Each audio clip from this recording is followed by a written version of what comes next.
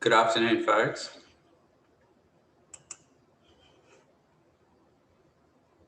Hello.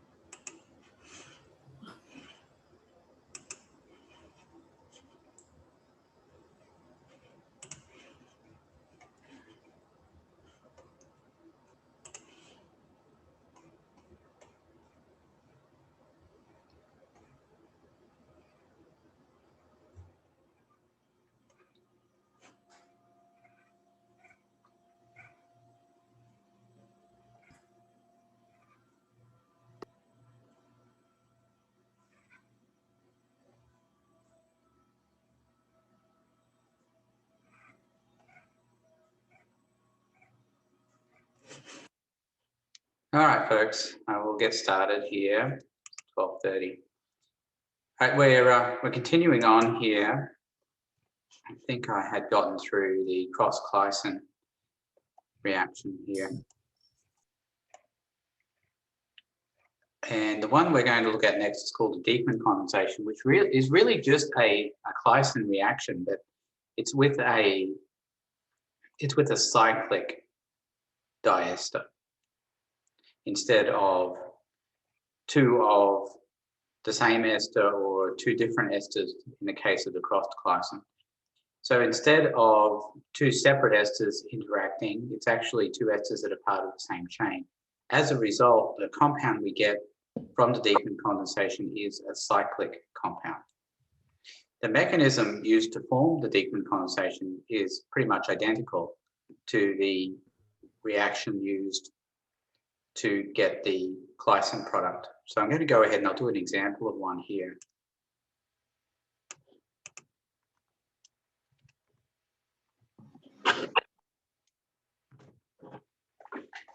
Okay, so we're looking at the Dieckmann condensation here.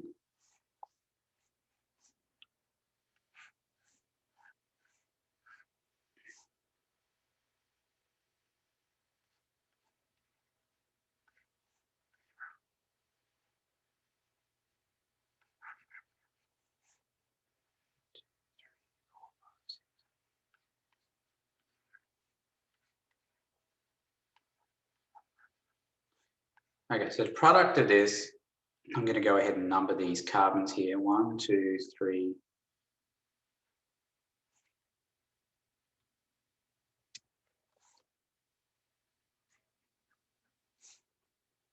4, 5, and 6. The product I'm going to get here is a 5-membered ring. And it's going to look like this.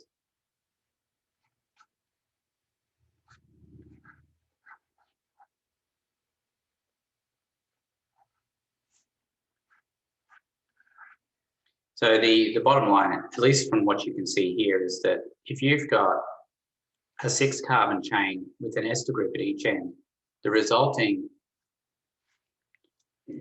product will have one less in the ring that we get from it. So the reagents we're going to use here will be that strong base Naomi and Mio. Again, these groupings have to match the ester groupings, as I discussed last time. And that's the second step H+. I'm going to go through, I'll show you the mechanism for this one. Although the mechanism is not really necessary for you to know for this, because you're never going to be asked a question about it. But I'm going to go ahead and show you this so you have a little bit of context for how the reactions occur.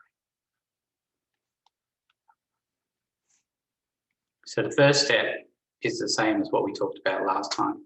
One of the hydrogens that's adjacent to the hydrogens is adjacent to the C double bond O gets removed.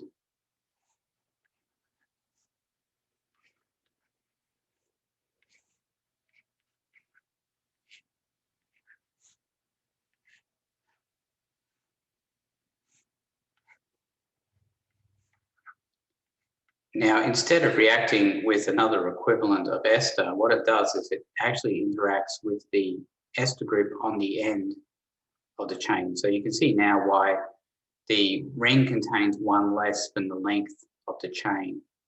It's because we're using the alpha carbon here to interact with it. So we get to this point here. This is now it's joined together.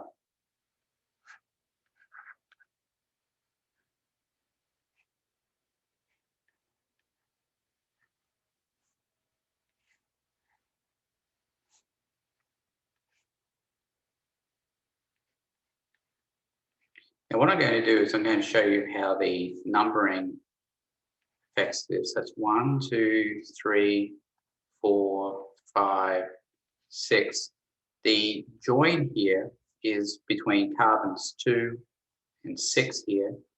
So I'm going to go ahead and show that numbering. So it's 1, 2, 3, 4, 5, and then 6. It's this one down here. So that's the most important step right there. Then the leaving group leaves.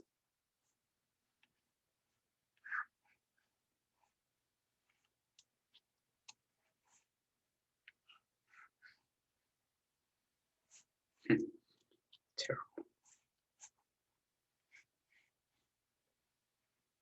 It's better.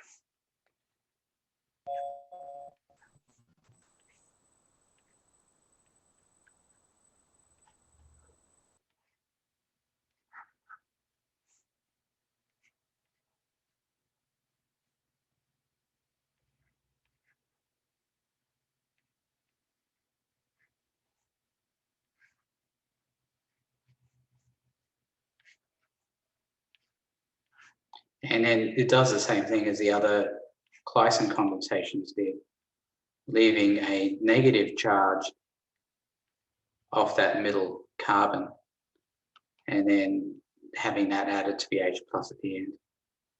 All right, so I'm just showing you that to give you a little bit of an idea about how this reaction works, especially in the context of why it gives a ring that's one less than the chain. All right, does anybody have any questions so far about the Dieckmann condensation? All right, so let's look at what happens if we use an asymmetric chain. That chain was symmetric, so it didn't matter which way it went. But if we've got an asymmetric chain, I'm not going to do the full mechanism for this because it's pretty much the same mechanism. But what I am going to show you is how you can figure out what the product is just by looking at it and being able to number it. Okay, 2, 3, 4, 5, 6. 1, 2, 3, 4, 5, 6. Okay, that's good. Okay.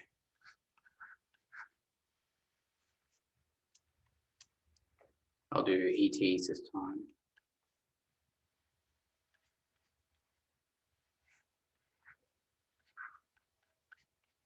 And this time I'm going to put an ethyl group over here. So I'm going to go ahead and number the chain here from one end to the other.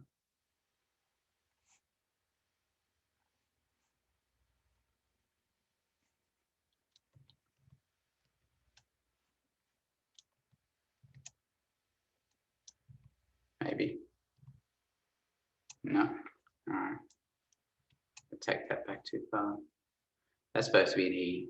There, that's better.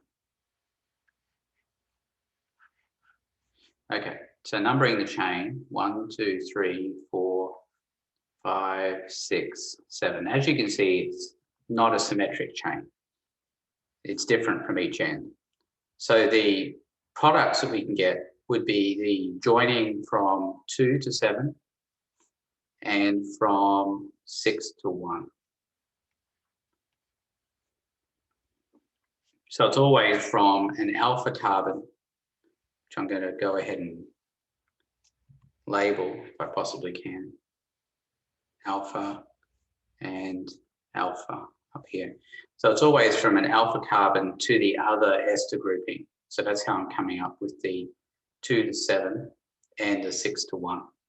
So I'm going to stop here for a second and just ask how people feel about my designations of 2 to 7 and 6:1, and if they understand it.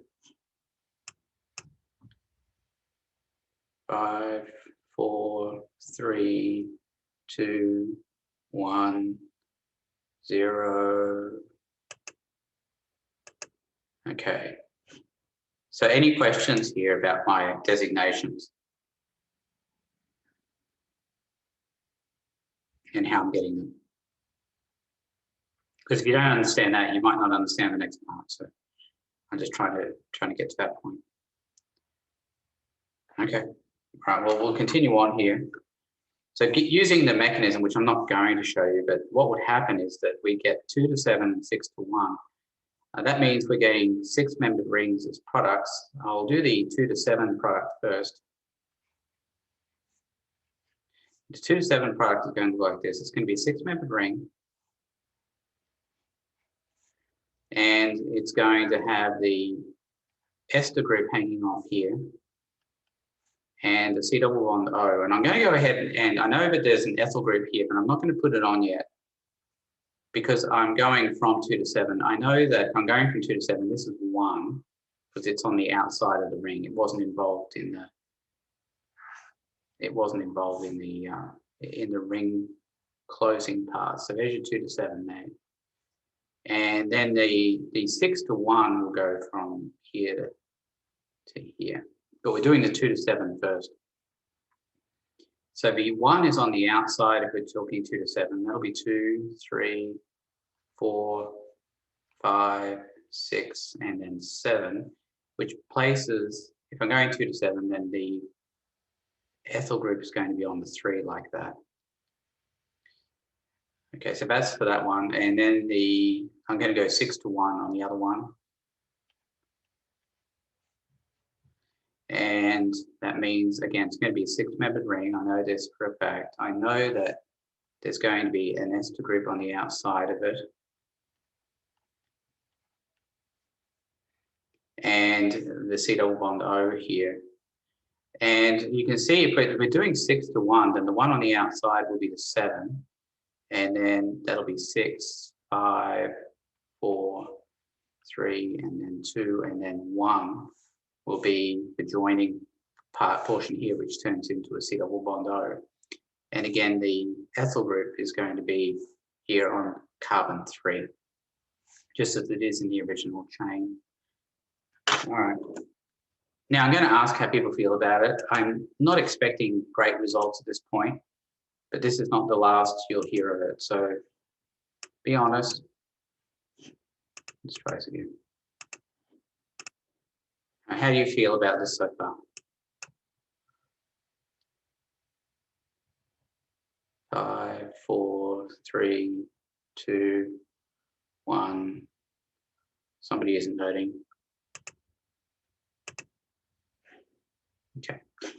It's about what I expected at this point. So that's good.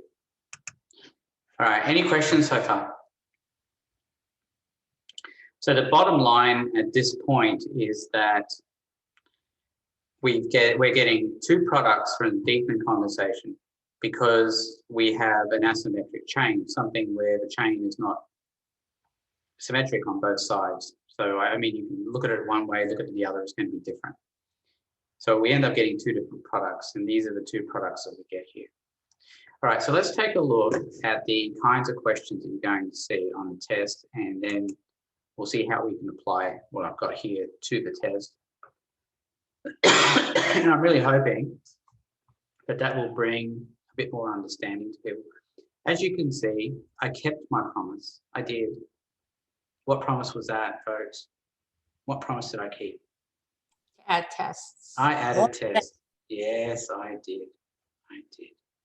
All right, let's take a squiz and we'll do it. We'll look at spring 2011.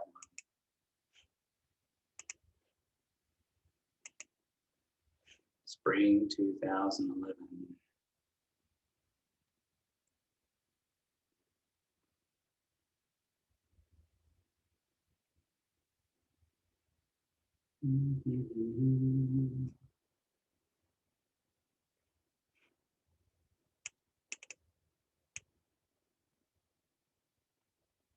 All right, so here's an example of the kind of problem that you're going to face with this.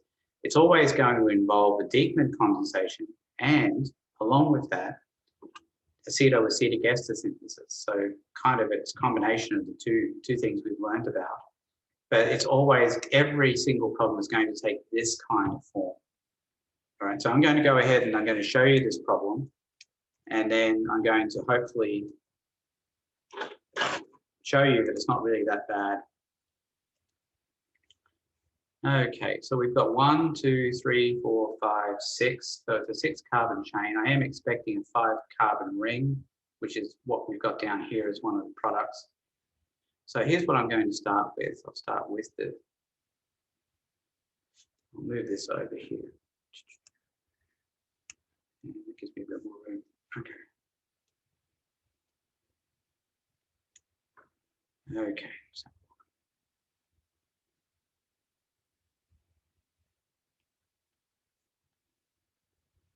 So that is an ester grouping that we're talking about. I just haven't filled it in.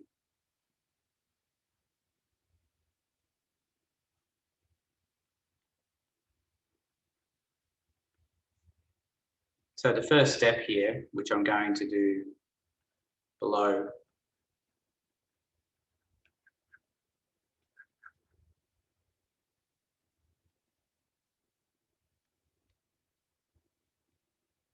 will produce 2 products. Now I'm going to go ahead and number the chain here. 1, 2, 3, 4, 5, and then 6.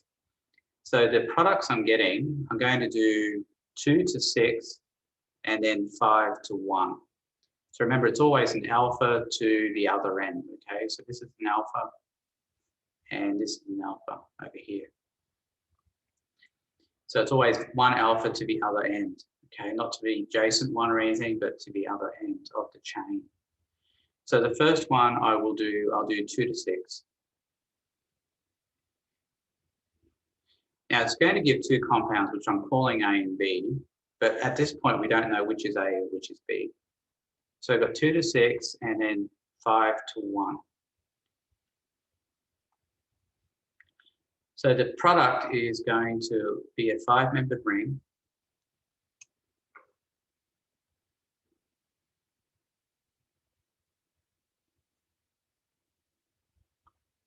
And it's going to have an ester grouping.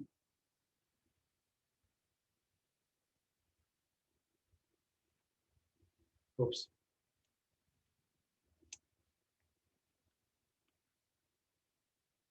It's going to have an ester grouping and a C double bond O. Then I have to do the chain here. Now, if I'm doing 2 to 6, then the 1 is on the outside here. So it'd be 2, 3, 4, 5, and then 6, which makes my ethyl group on 4 and my methyl group on 3. So that's my 2 to 6 product right there. Does anybody have any questions so far?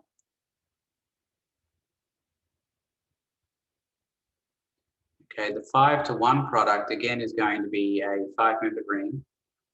C double bond O, ester grouping here.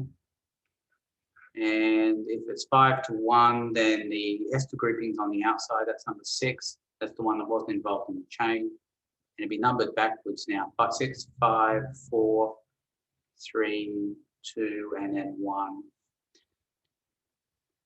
And what that means is, let's see, 3. 3 is where the methyl group is. And 4 is where the ethyl group is. And that's what my second product looks like. So again, at this point, I don't know which is A or which is B. All right. I'm I'm going to see how people feel about those products.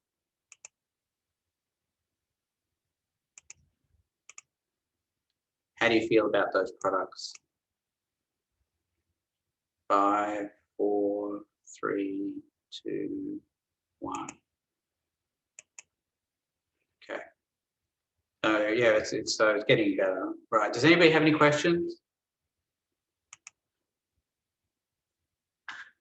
I'm really talking to the two people who halfway understand at this point.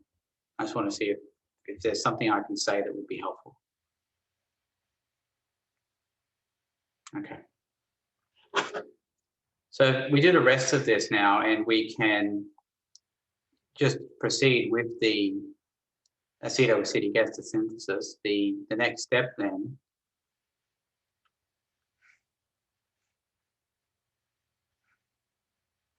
in both cases is 1 NaOMe MERH, and 2 is the addition of this alkyl bromide. So what's going to happen is at this C that's in between the two carbonyl groups, that's where that group is going to end up. I don't want to go into this too much because it's really just a rehashing of what we've already done.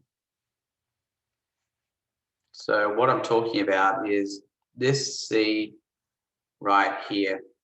That's where the grouping will end up. This one here that I'm talking about on number 2. So that still goes here and here. Whoops. There we go. And on the other one,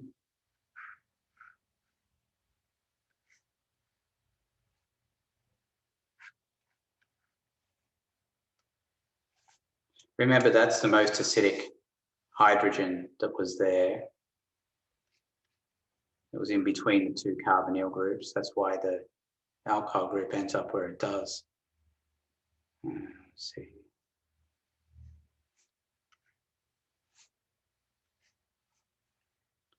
All right, so again, this is where that ethyl group ends up from here. All right. Any questions so far? I won't do a poll on this because I don't think enough people have looked at the acetoacetic ester synthesis to be that au fait with it yet.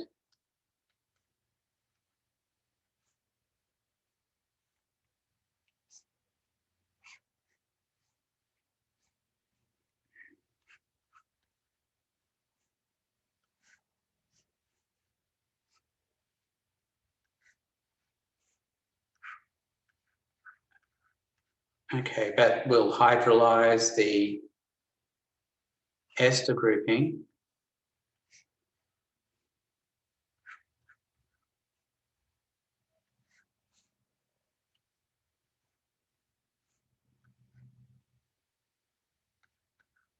Turn it into a carboxylic acid.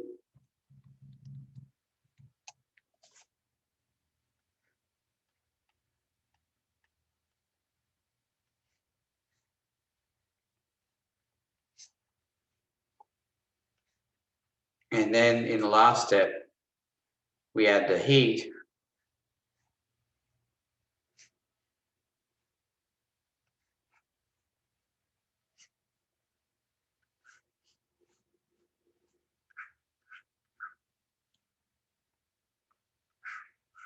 Which removes the carboxylic acid grouping.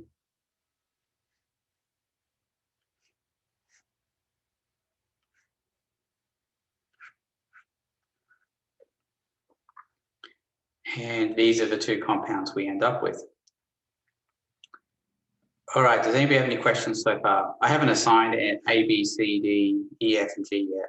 I will in a second though. But does anybody have any questions so far? All right, now the last step then is to assign A, B, C, D, E, F, and G. So what I have to do is I have to reconcile this last one down the bottom here that I'm circling with my cursor. That one needs to be matched with whichever one of these we're talking about. And when you look at it, This looks like a little guy running, doesn't it?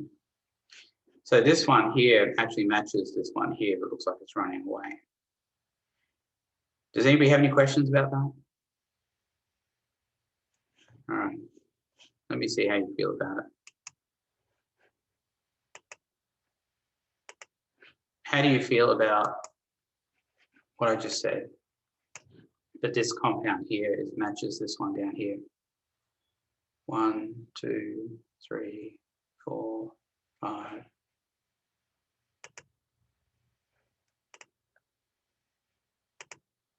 Oops. All right, so there we go. Okay, questions? Any questions? Any questions? Okay. So if we know that this one here is this one, then we can go ahead and put in the letters. So this will be E,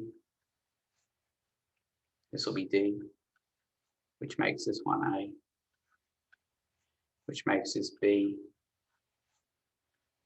C, F, and our friend G. And that's how, that would be my recommendation. That's how you should probably proceed. Wait, are you sure about the C and D?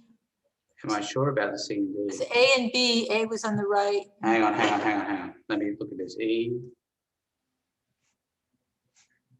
D, C.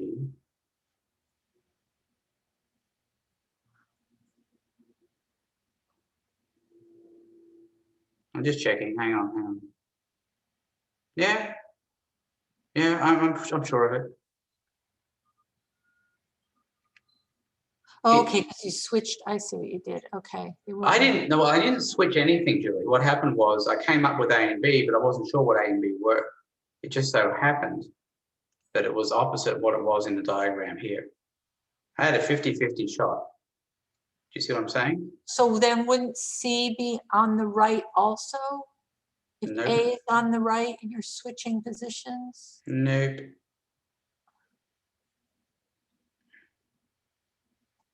Nope. Okay. Because A gives D gives E, and it gives the thing we want, which is okay. Gosh, you got Cujo in the background. Then B gives C and gives F and G, like that. All right. Any questions?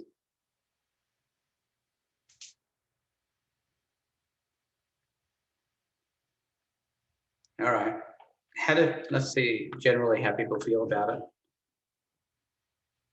How do you feel? How do you feel about this one? How do you feel about it? How do you feel about this whole problem here?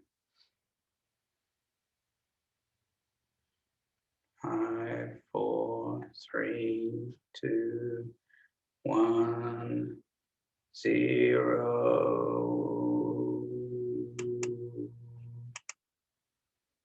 There we go. All right, any questions? Actually, in reality, this question is a little bit of a gimme, really. I mean, it's hard to imagine that something like this, you can look at it and say, oh, yeah, that's a gimme, but it kind of is. It kind of is. Because they're all going to be like this. Now, are they all going to have the same ring size? No, we're going to have different lengths of the chain and all of that. But the basic formatting for the problem is pretty much what you're seeing right here. So it doesn't make it that hard, I don't think. All right, any questions? Any questions? All right. I think most people will end up being okay with that. Generally speaking, this is not a badly done problem on the test. Almost everybody gets it right. No pressure, but it's true. Almost everybody gets it right.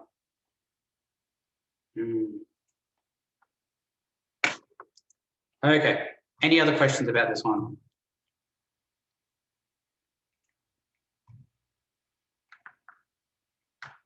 Any questions? All right. All right.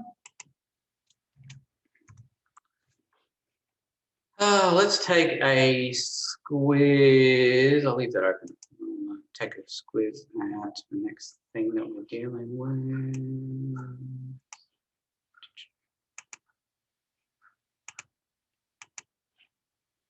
All right. So we've got a couple more reactions here, and then that's pretty much it. So, you know, after that, you know, I'm going to pretty much start on review really, and let you know, again, I will reiterate the best way to study and what you should be doing with your time if you want to be successful. All right, so the next one we're looking at is going to be called the microreaction. And in the microreaction, what we're doing is reacting a 1,4-dicarbonyl compound, not a 1,4-dicarbonyl, an alpha-beta unsaturated carbonyl compound, with a nucleophile. And again, we're taking advantage of a resonance structure that we talked about earlier when we were talking about these kinds of creatures. So what I'm saying is, when you've got this kind of system, it's in resonance with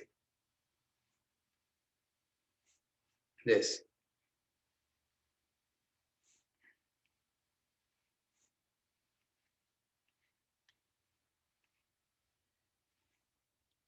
So what I'm talking about here is a plus here being on the end, and that means that it is subject to nucleophilic attack.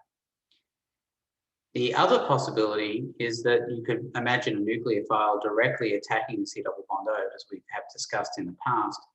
But it turns out these nucleophiles,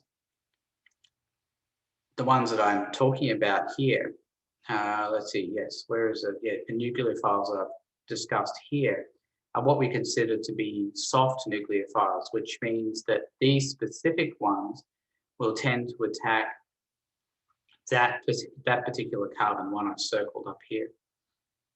And that's why we'll end up with the products that we see. So I'm going to show you a couple of examples of these. I'll do this one first.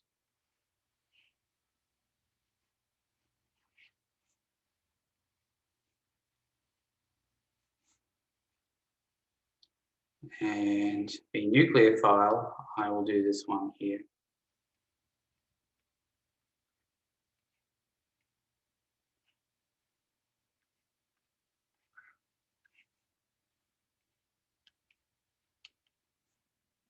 Now the product of this is going to be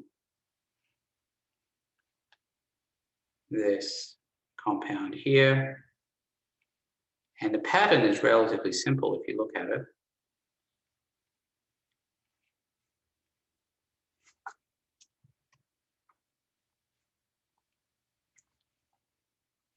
So look at the pattern here. You can see that the nucleophile ends up being bonded to the carbon that is, I guess, 2 carbons away. So you know, if you were going to number this or letter it, the Greek letters, that's your alpha carbon there. That's the beta carbon.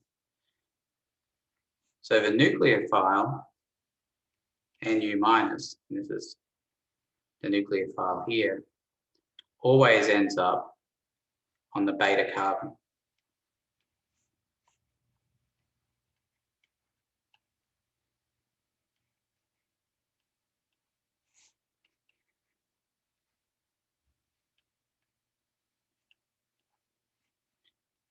Does anybody have any questions? All right, I'll show you the mechanism for it.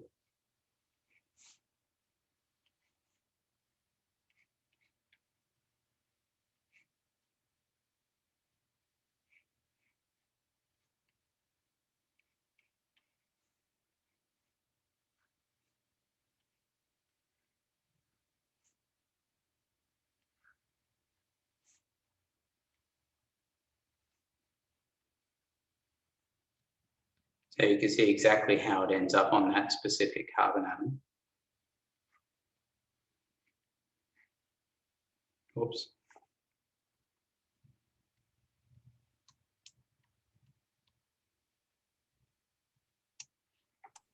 Why does it go to that one again?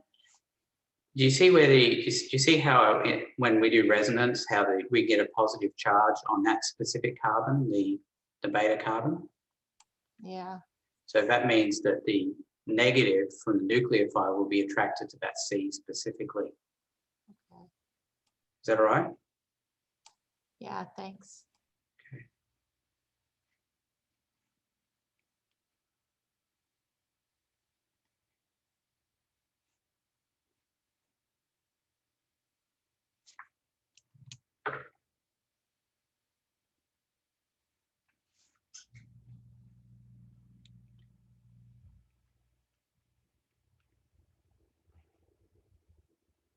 And this leads to that enol compound that we've been talking about in other examples, which is in equilibrium with its ketone counterpart.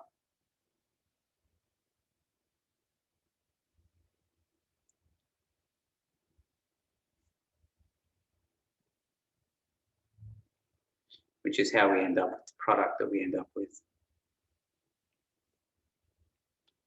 which is a C double bond O, and then the nucleophile ends up being joined to that beta carbon that I talked about.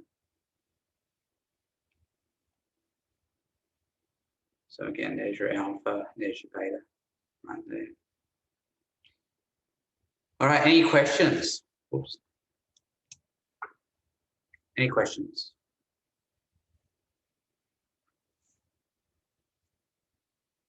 Okay.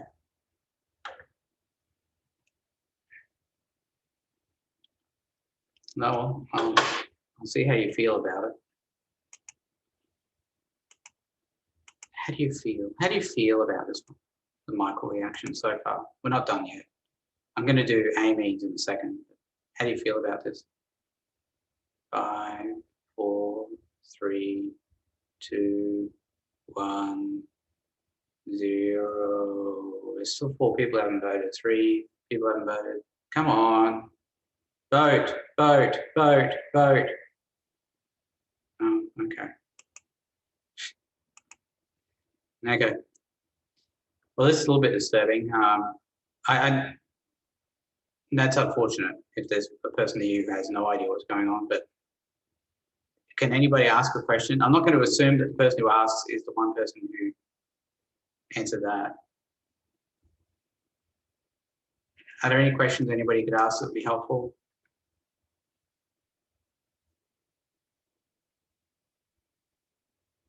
Any questions? Any questions?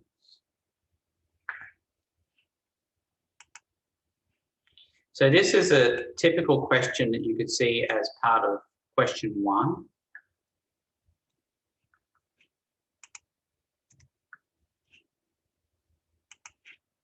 And you definitely will get one of these. You'll definitely get a Michael reaction. So what I'll do is I'll show you another example here with an amine.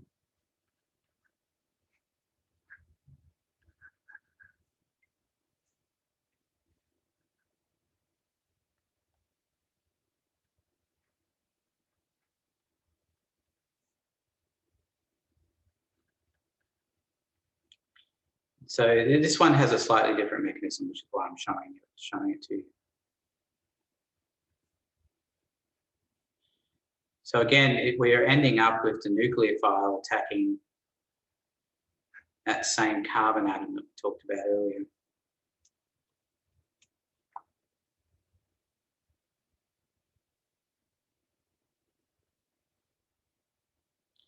And if that's the alpha, there's your beta right there, and the nucleophile again ends up being attached to the beta carbon, alpha, beta.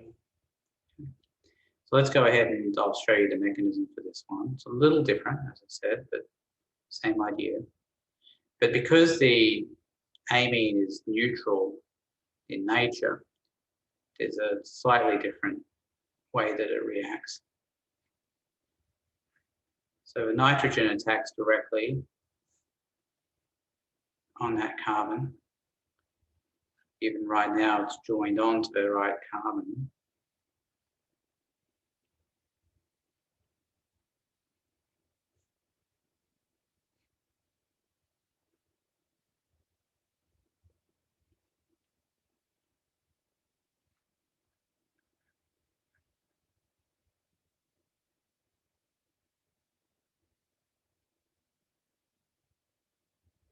And then it equalizes the charge by taking a hydrogen off the nitrogen. So that's the difference there.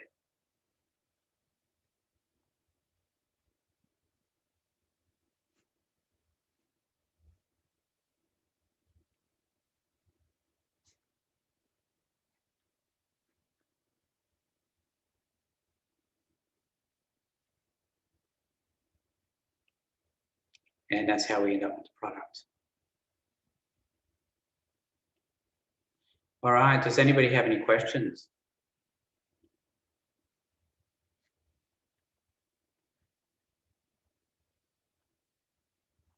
Anybody have any questions?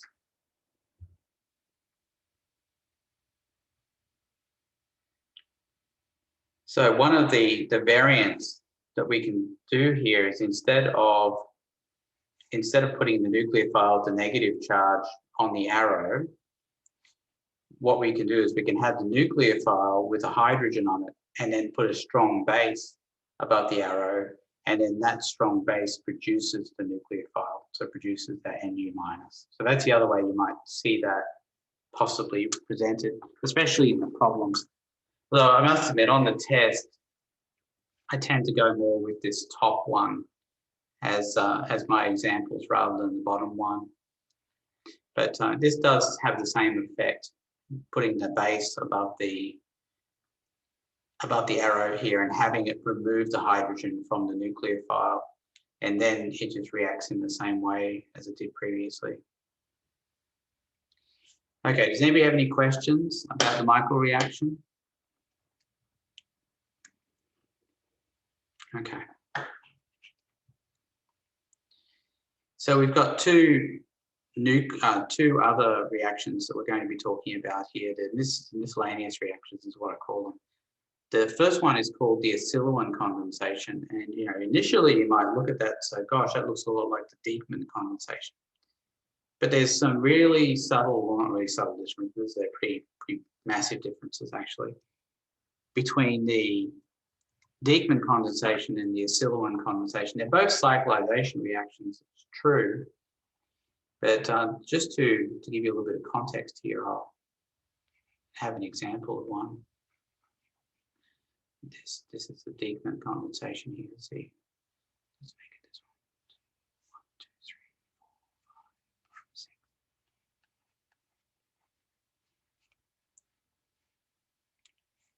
So this is Dieckmann.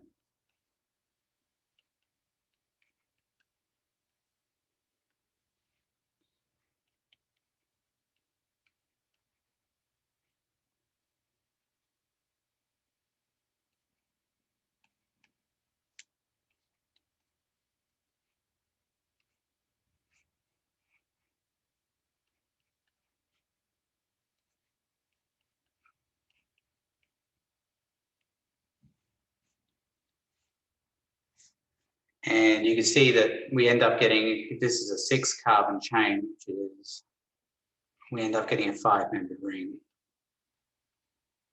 Now, if I do the same thing here with Nacillian condensation,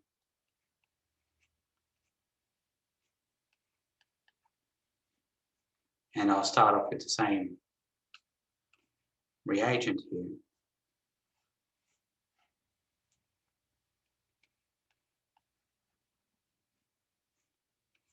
And you'll notice the reagent is sodium metal, and then H+.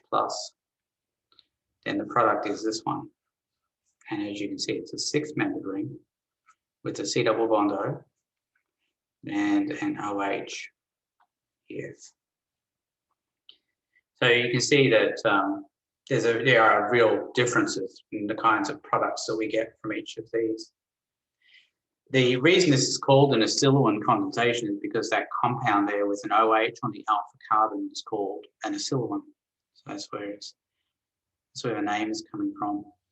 I don't really want to spend that much time on the mechanism, because this is not a mechanism I'm going to ask you for credit, but you will get an Nacillian condensation on the test as part of question 1.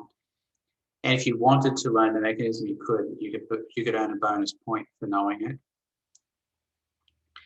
So you can see the basic mechanism here involves, first of all, the addition of sodium.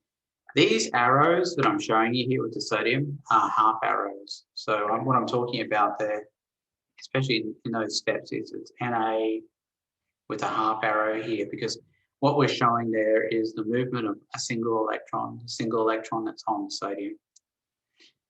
So these are half arrows here as well, showing the movement of this electron. So this is the key step here where we get the cyclization occurring. Does anybody have any questions about the Silhouette condensation?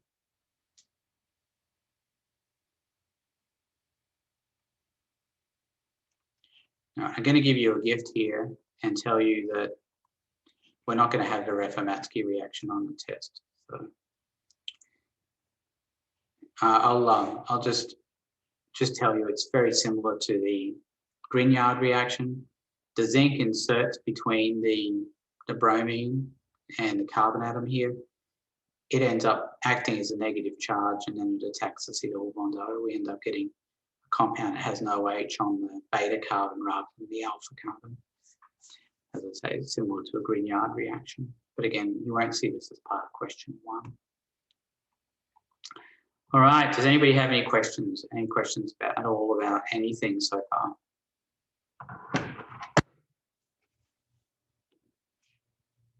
All right, well, that's it. That's all the material for test 4, which means nobody has any excuses now. You can start studying, and you should. Now, the people who won't do as well will be the ones who leave studying to the very last minute. But I don't have to tell you that. I mean, I've been doing some research on it. I've been doing some research on procrastination. I still haven't come up with really good reasons yet for why people procrastinate, but you know, it happens, and people are unsuccessful doing it, yet they still do it. So these are the problems that I want you to do. I want you to be able to do these problems with their mechanisms. That's the idea. Now, to help you with that, I have the reaction types sheet as well. So a student put this together for me. And what they've done is they've put all the names of the different reactions here. So you can just go ahead and find those reactions in the reaction summaries, which are preceding those problems. So you can follow those mechanisms and do those mechanisms. Okay. And then you can compare your mechanisms against this file, which is the test 4 mechanisms file.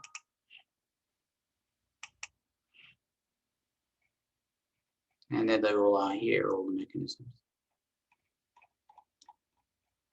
So that's what I would, that's how I would do it. If it was me studying, I could probably count on my hand the number of people who actually will take my advice fully and take it to heart. Everybody else is just going to try and memorize the answers to the tests that I uploaded and think that that's going to bring them home. And if that is going to be your sole strategy, I'm here to tell you, you are going to fail. But, you know, hey, I've warned you, you'll do what you can do. Me, I have no control over any of it. All right. That's what I recommend. That's what I want people to do. That's what I want. That's how I think you should study. And then if you fail and you haven't done that, then you'll know why.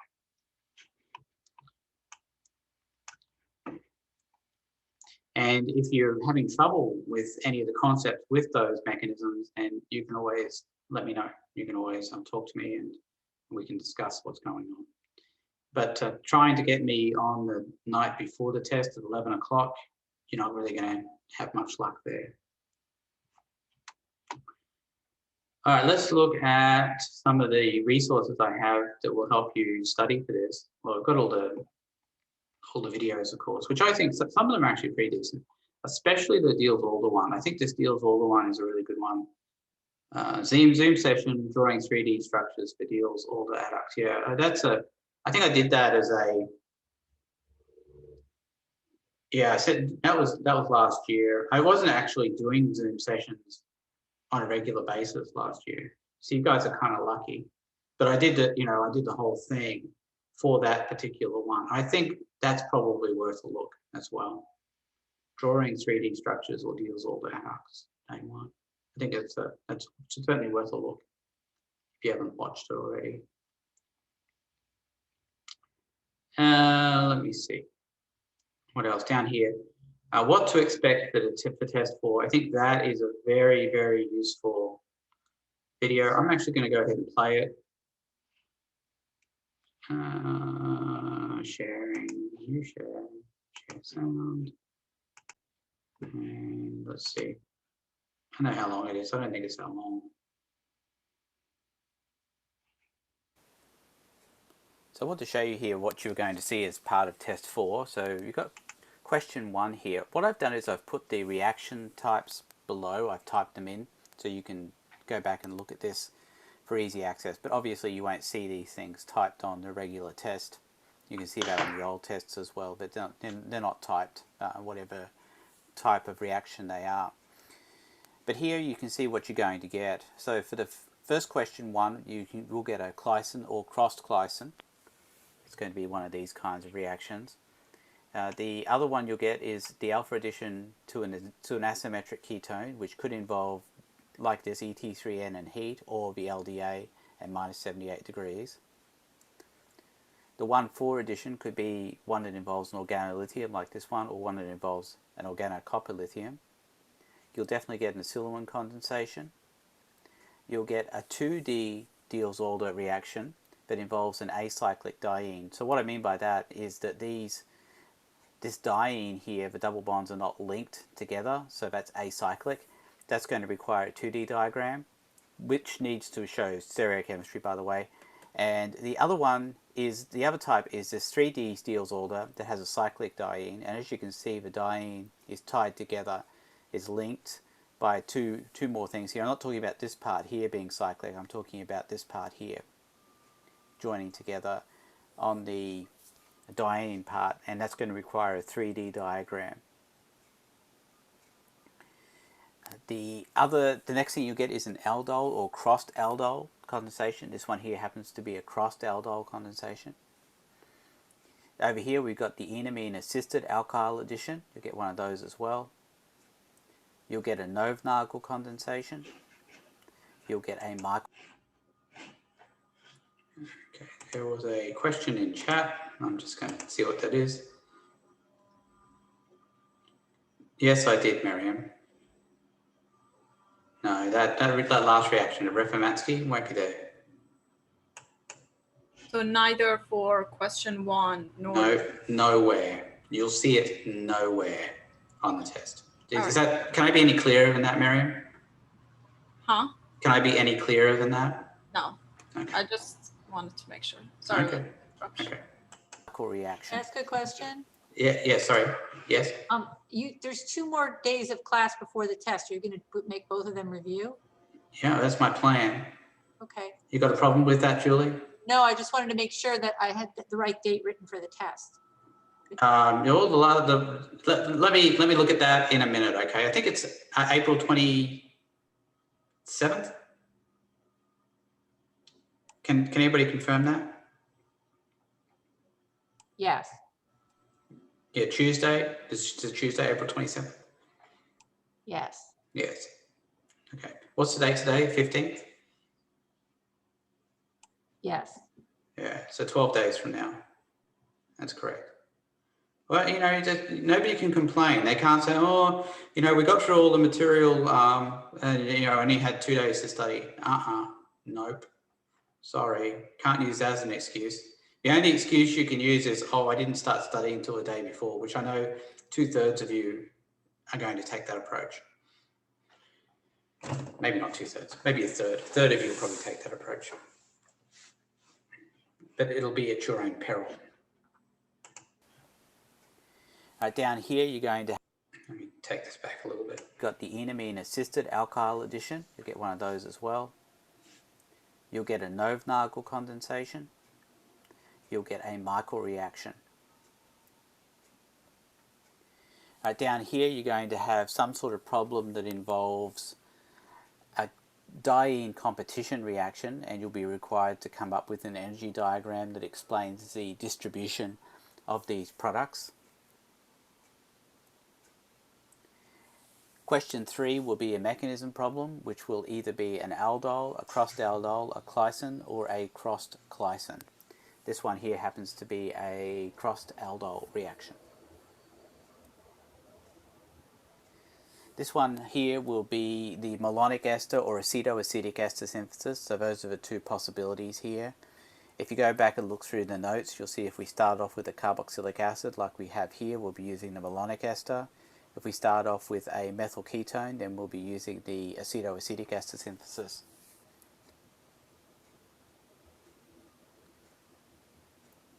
This hasn't paginated properly. Number 5 is going to be a roadmap problem, but here it is down here. Let me see if I can remove some of this other stuff. Page it back a bit. There we go. So you can see here that what you'll get is something that involves a Dieckmann condensation, which is going to be a cyclization process. And then you'll see that it's basically the acetoacetic ester synthesis after that to come up with these products here.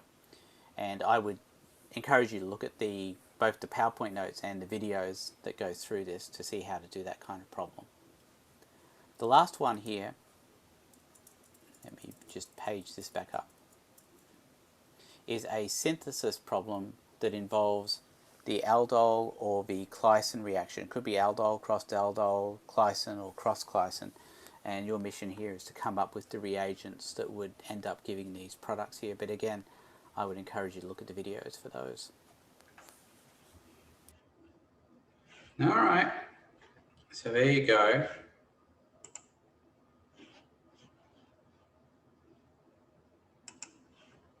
All right. Does anybody have any questions so far about this? We haven't. One thing I haven't shown you yet is how to do that last problem. All right. But I will. I'll show you how to do that today. We'll start on that. It's actually not that bad, the last one. But anybody got any other questions about what's going to be on the test? Obviously, you can go back and watch that as many times as you like.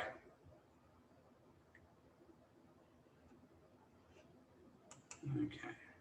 I also have a Zoom session here that I did as a test 4 review. So if you want to watch that, you're more than welcome to. But I'm actually going to do it anyway live. So I don't know if there's much point to that, but it's there anyway, just for kicks. All right. So this one I'm going to talk about is based on this one, synthesis problems, aldol and glycine reactions, part 1 and part 2. Okay. So let's go ahead and look at, well, I guess I'll pull up that problem that was on this one here. Here we go.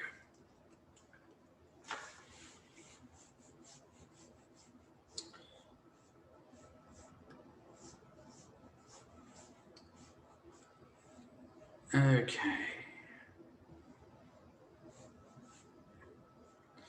So these are synthesis problems, and this first one gives a compound that looks like this. Oops.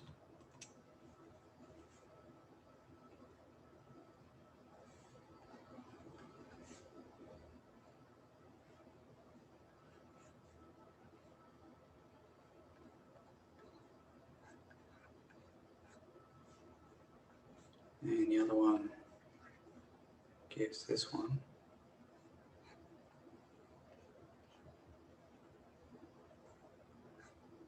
Okay.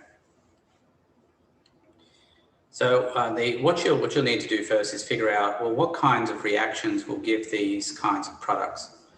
So what I'm going to tell you is that the aldol, and I'll show you the pattern for this, is always going to involve something like this.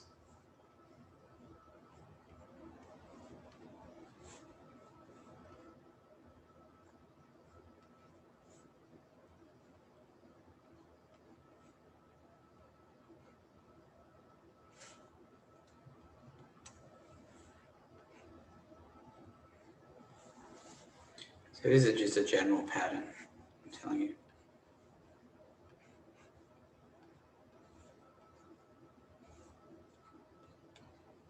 All right, so that'll be your aldol, and the glycine will involve this kind of situation.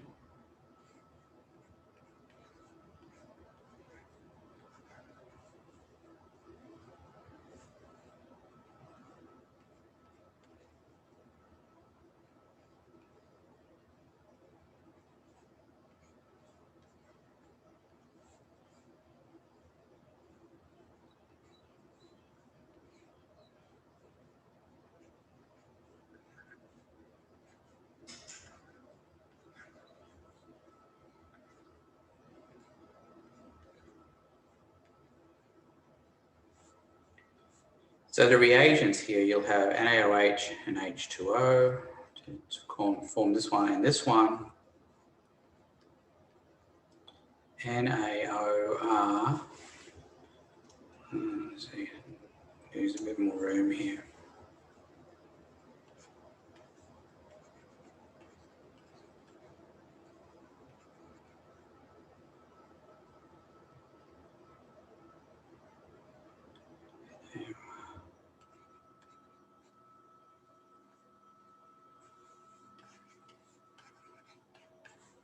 Okay, that's the reagent for that one. So what I'm expecting you to be able to do here is look at these products up the top here and be able to tell based on these patterns which reaction is responsible for which product. Does anybody think they'd have trouble doing that? So how do you feel about this so far? The question I'm asking, can you tell which reaction would give which product up the top there? Does anybody have any questions? No, look, don't try and answer anything else. Just answer that. 5, 4, 3, 2, 1, 0. Okay, I'm a little bit confused now. Well, not confused, concerned.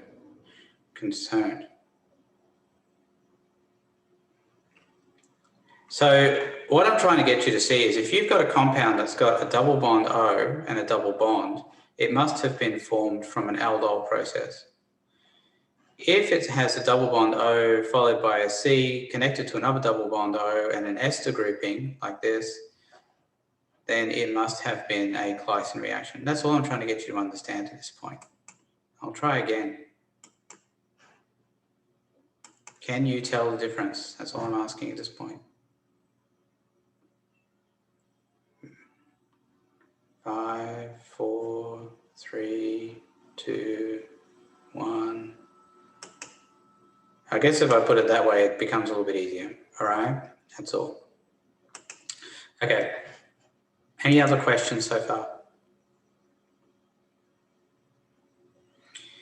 All right, this is where it becomes a little bit more difficult, and that is taking these and coming up with where they came from. So what you're seeing here is that something supplies alpha hydrogens, and then something supplies a double bonded oxygen here. So if you look at the reversal here, or how to come back from it, here's what I recommend. So you find the double bond, the CC double bond in the compound, and what you do is you kind of cut it in two like that, and that's where you're going to come up with the double bond O and the two hydrogens. So you have to decide then, well, something's going to get a double bond O and something's going to get two hydrogens. Can anybody tell me what they think is going to get to the double bonded oxygen and why? Which one gets a double bond O? I'm talking about, splitting that. One part gets a double bond O, while the other part gets two hydrogens. How do you know which one's going to be which? Well, the one that's attached to the C double bond O is going to get the hydrogen. Why do you say that? I'm just looking at the pattern of the aldol reaction you showed us. Right. So, well, the other thing is that if something's already got a double bond O, it's not going to have another double bond O, right? It's only going to have one double bond O. Yeah, that's true. So the one that doesn't have the double bond O gets the double bond O, and the one that has a double bond O gets 2 hydrogens. So what I'm going to do is I'm going to apply that up here. This is clearly the aldol because it's got that pattern, that double bond C, C double bond, and 2O. So I split it down the middle here, and you can see that the one that gets the 2 hydrogens is the one that has the double bonded oxygens, like that, see, like that. And the other one, which was a squiggly to begin with here, is just going to have the triple bond O, like that. And then the reagents are going to be NaOH and water.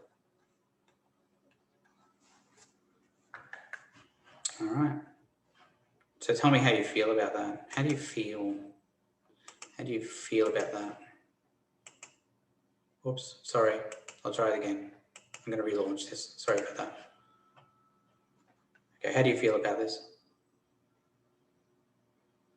5, 4, 3, 2, 1, 1, 1.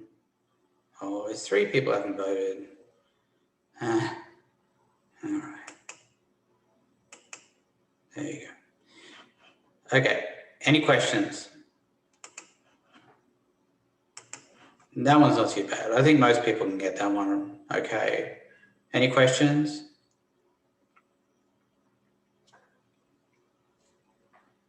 Is this thing on? All right. So look at the pattern on the other one. You've got the one that has alpha hydrogens here, and then it joins on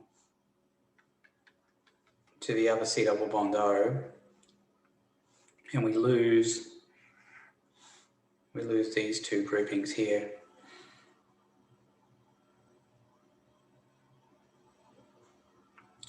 So that's the pattern. That's the pattern on that one. That one's a little bit tougher to come up with, but you can see here we have something that has an ester grouping, and that's this one here, and then this joins on to the other ester grouping. So the important bond here is this one. It's the one between the alpha carbon and the C double bond O. That's the important one. That's the one that gets split. So if you look at how the pattern goes, then it goes like this. This one's a little bit more subtle. It's a bit harder to come up with. You got to make sure it has the same ester grouping.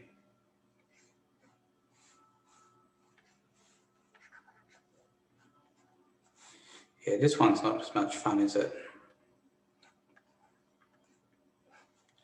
The other issue with this one is the reagents, and the reagents are going to be NaO and the alcohol and 2H plus. Yeah, so the reagents here have to match the ester groupings that we're working with. So it's NaO with that there. All right, I'm going to do a poll on this one. This one I'm not expecting people to like as much, but we'll see. So how do you feel about the second one? How do you feel about the one we just did here? So 5, 4, 3, 2, 1. Yeah, I told you people don't like this one very much, and that's okay. I get that. I get it. Okay, so let's focus on this one a little bit more. That's a good question. Yeah. Mm-hmm. Well, on the other one, when you were explaining what you did with it, you said, basically that you split it and you added, but I know you said it already on this one, but could you say it again in maybe a slightly different way, just to see if there's a way to simplify it? Yeah, actually, Yeah, that's kind of what I'm going to do, Julie. I feel like I kind of got a bit slack on this one. Okay. All right. I got to admit, I take full responsibility for this one. I mean, look, you saw the poll. It was 50-50. All right. So let's take a look. When you're looking at the product, here's what I want you to do. Focus on this ester grouping here. Not the other one with the ketone kind of thing, the ester grouping. And then the alpha and the beta carbons to that, and split it right here.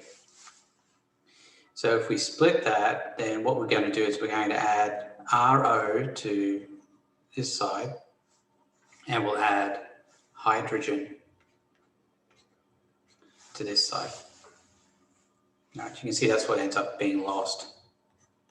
Right, that's what I want you to do. So I think that should clear it up a little bit. So here's what I'm going to do. I'm going to pull up another example here. And again, I'm going to make sure that everybody understands this before we move on, or at least the majority of, well, more than the majority of people.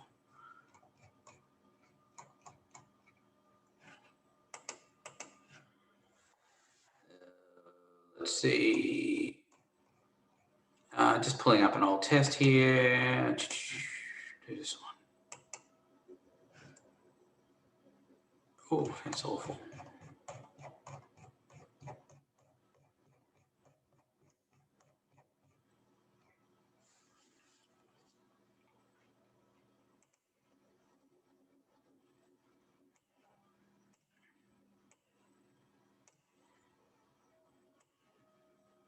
They're not very pretty, but anyway, you'll get the idea.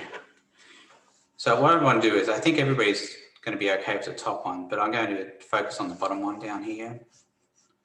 And let's get rid of this portion up here.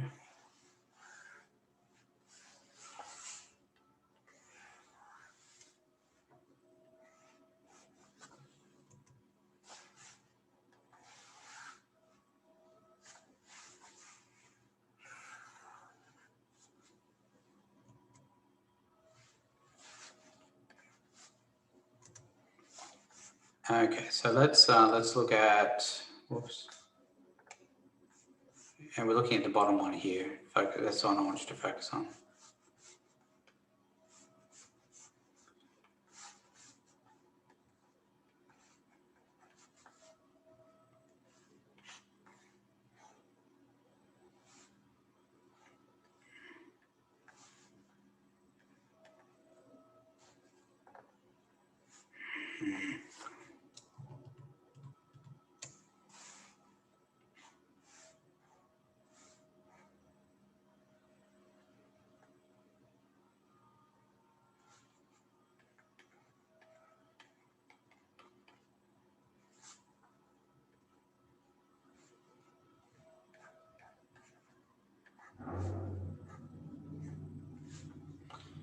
Okay, so here is the ester grouping I asked you to focus on earlier, and there's your alpha and beta carbons I'm talking about. Split it here, and the two compounds you end up getting, if you follow the pattern I asked you to follow, you get a C double bond O, OET connected to it, and then the hydrogen goes on the other one.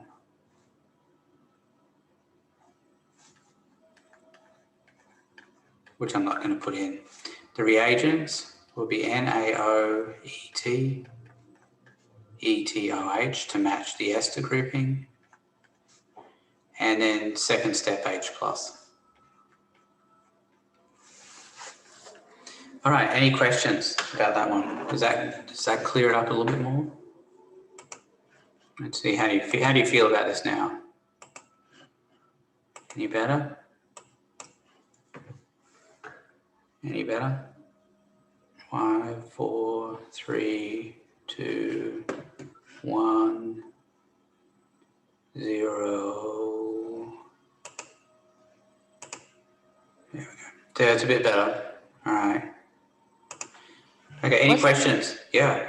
What's number 2? Could you repeat that, please? H+. Reagent. H+. Yeah. Yeah, see, they're like down here.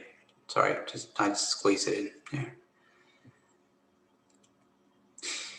All right. Well, we can do. Well, actually, we'll just start review, and we'll get back to these during the reviews. Okay. So that'll be pretty much it then. So we'll start review on Tuesday, and we'll see how things go. All right. Hey, we'll leave it there for today. If anybody has any questions or they want to hang around, they can. Thank you. We'll see you all later. Happy studying. Thank you. Thank you.